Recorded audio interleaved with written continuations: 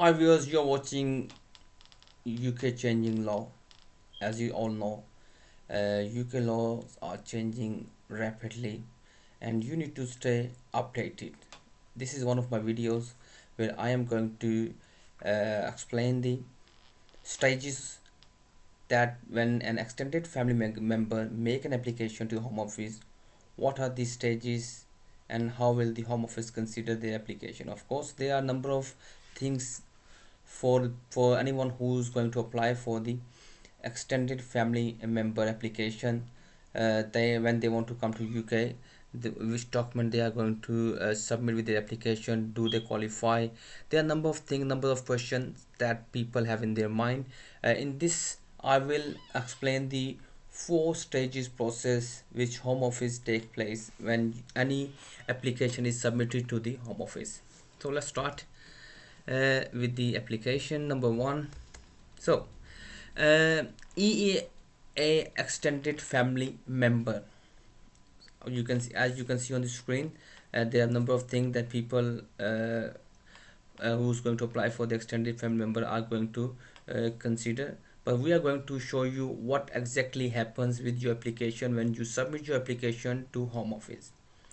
Provided you are an extended family member and you submit your application family permit application to join your loved one here in the UK. So there is a certain process which the Home Office follows when they receive your application, and in this detailed picture drawing uh, we shall will try and show you exactly what this process is. Well, as you can see on the screen, I've explained in the picture form extended family member, how does the Home Office consider your application, and then there are four stages. So let us begin, guys, for extended family member application process and stages. We are going to concentrate on how the Home Office considers the application. What the Home Office does when they receive applications from extended family members. First of all, you need to understand that the Home Office is not there to refuse your application. They are there to ensure that you comply with the rule and you meet the specific rule, and they have a very specific formula which they follow every single time when they receive the applications from the extended family members. In this, we shall explain what this formula or process is. The process consists of four stages. The first one, they consider the status of the EU national sponsor, and then they check that the EEA national and the extended family member are related to each other in the way which is permitted by the law, and also they check if the extended family member meets the qualifying condition, and finally they explore the surrounding circumstances of the case. So in this four stages that they will check. Let's start stage number one. As you can see on the picture, so we have to look at a stage and number one where they consider the status of the EU national sponsor. So what they do when they explore the status of the national, first they ensure that the person, the EEA national, is either in the UK and he is a qualified person, or the person is outside the UK and they have intention of traveling to the UK. How can you prove your intention to travel to the UK?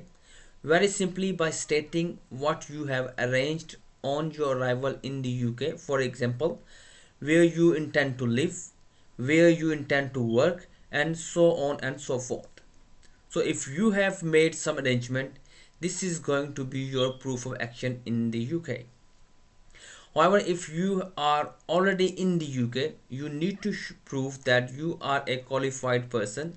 The EEA national is a qualified person. And how can you do this? For this, let's move on to see, are you a qualified person? So, as you can see in the picture, your EEA national means relative, a qualified person.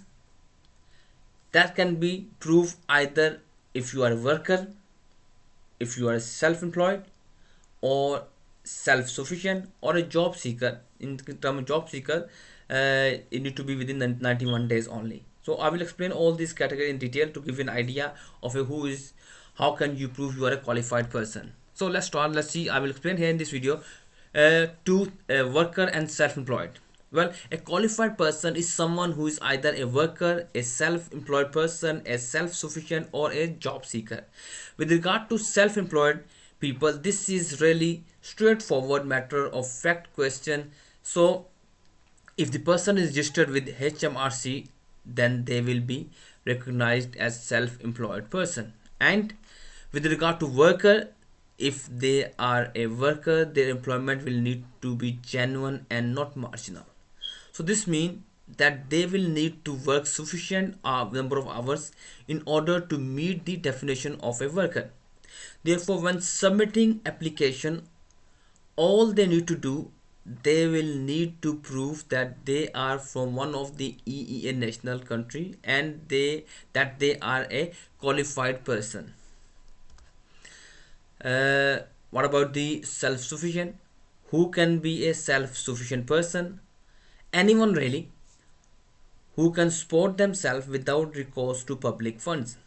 So let's say we have a EEA national spouse who resides in the UK together with their visa national husband who works on a full-time basis and who supports the EU national, and the EU national wants to invite her sister on the basis of them residing together in their country of origin before the spouse came to UK.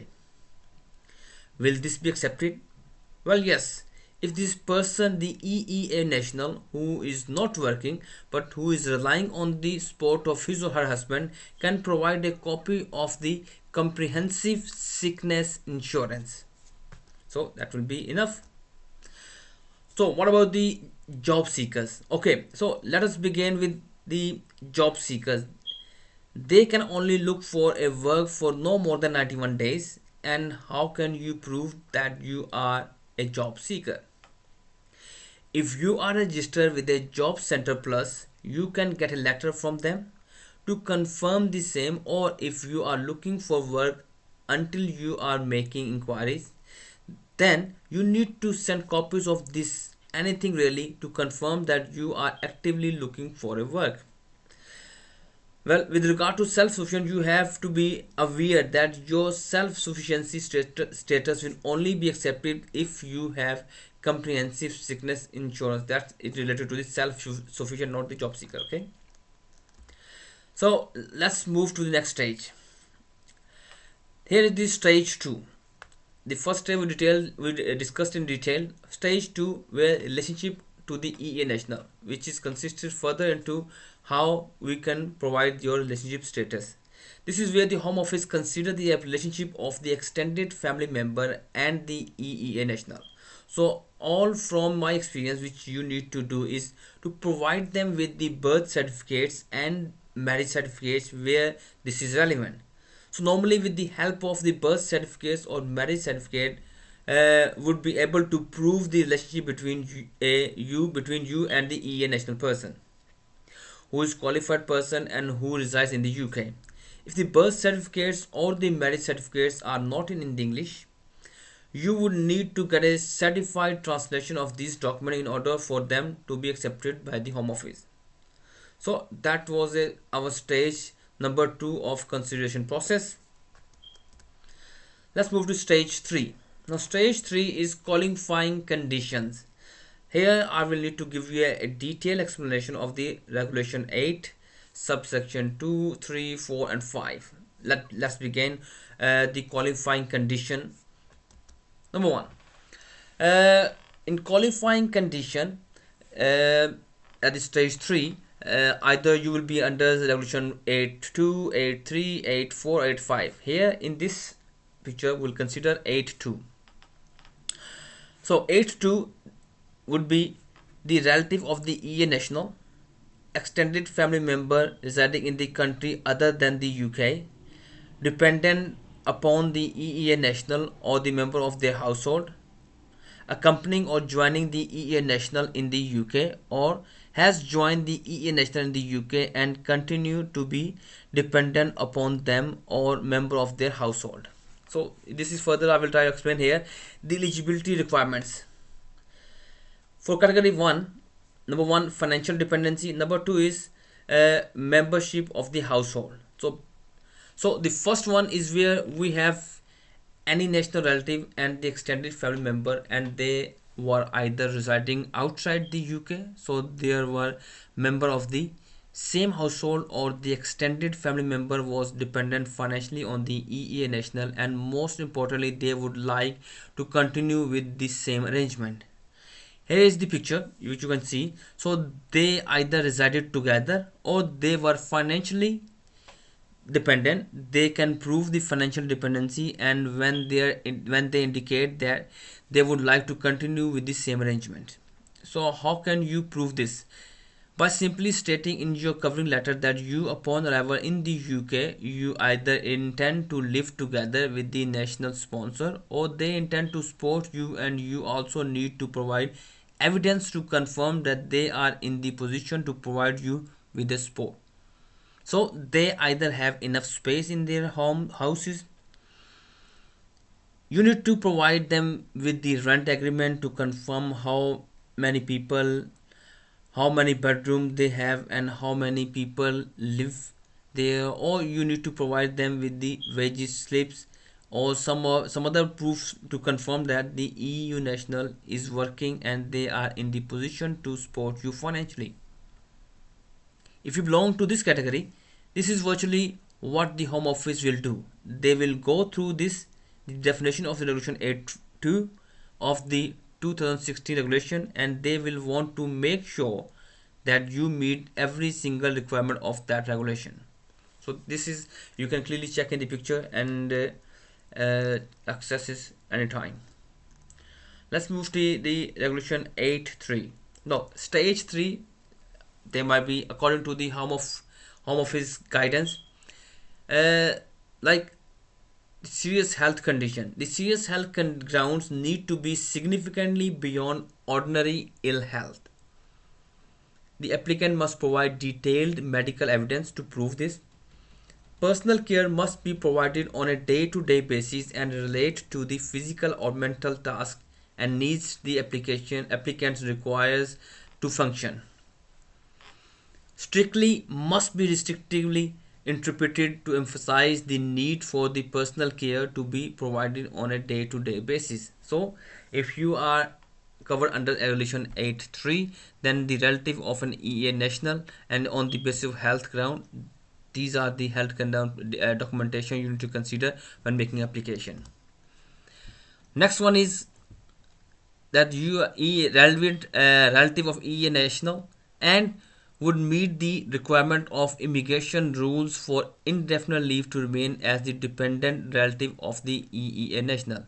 Guys, this is a detailed, complex field of law. In this category, Regulation 8.4 is where the person can prove that they would meet the requirement of immigration rule for indefinitely to remain as a dependent relative of the EEA national. Please see this diagram for details. Because in this video I won't be able to explain, because that's a whole new process.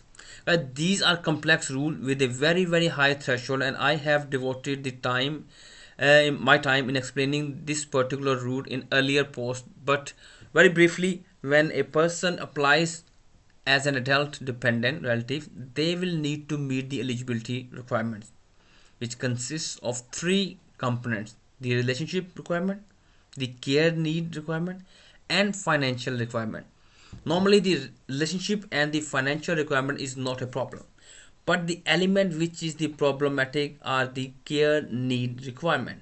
The person will need to prove that they are not only a severely ill soil, but that they cannot wash, dress or cook, but they are unable even with the practical financial help of the spoon sponsor. She gets this type of assistance in their country of origin, or it is so expensive that they cannot simply afford it. So as you can see, incredibly high threshold cases, and I have very rarely seen when someone would meet the requirement of Regulation 8.4. So well, this is one of those. application as well, where you need to be very careful. Finally, the fourth qualifying condition and stage 4 regulation 8.4. The final one at regulation 8.4 is all about partners in durable relationship. Durable relationship.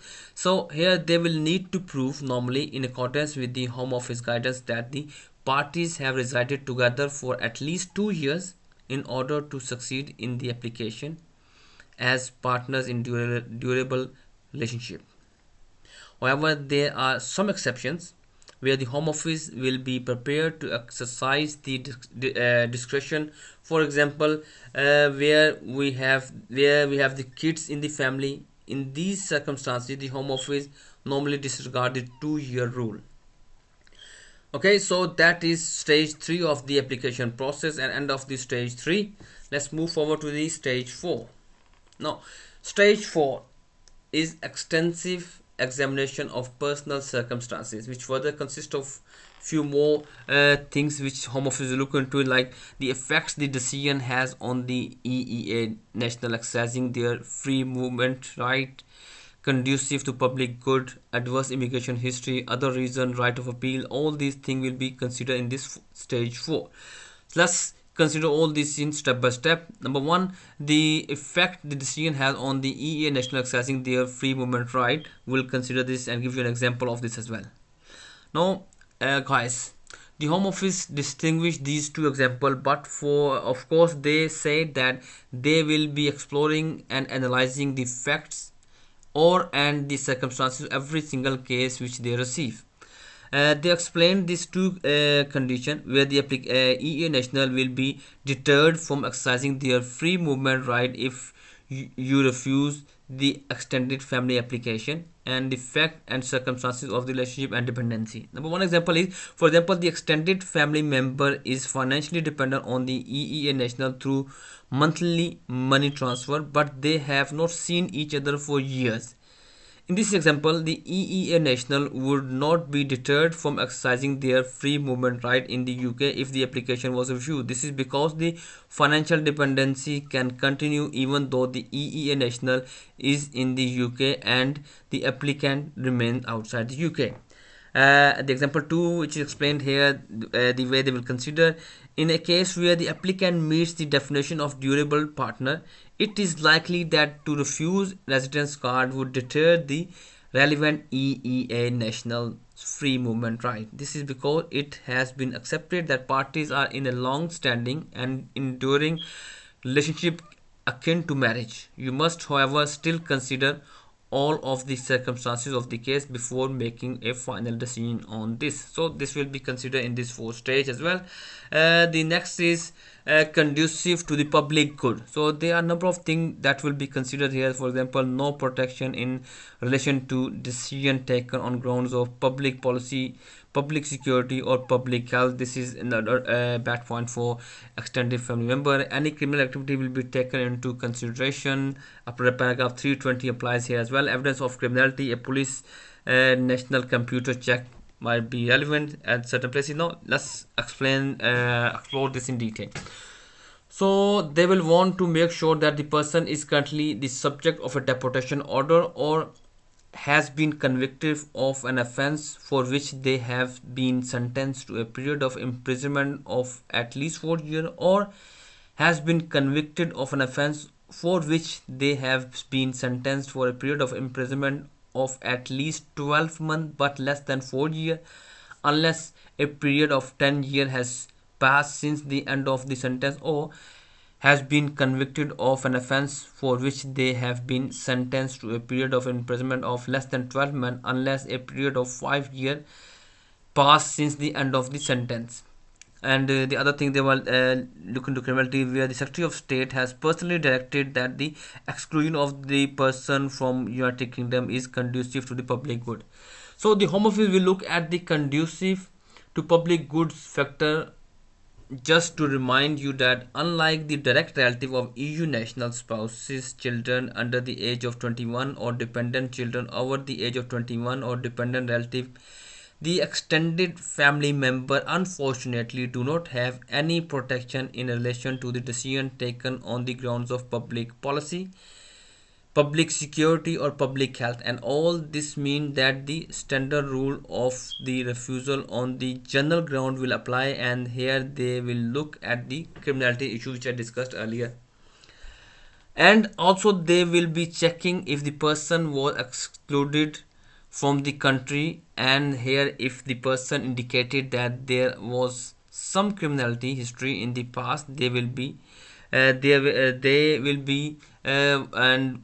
considered as well. They will want to take further evidence of their current criminal position. So this is normally done by the way of getting a police criminal record, or if they were in the UK, then they will make a police national computer check on them. So these are the things that they will consider at this public conducive to the public good at stage 4.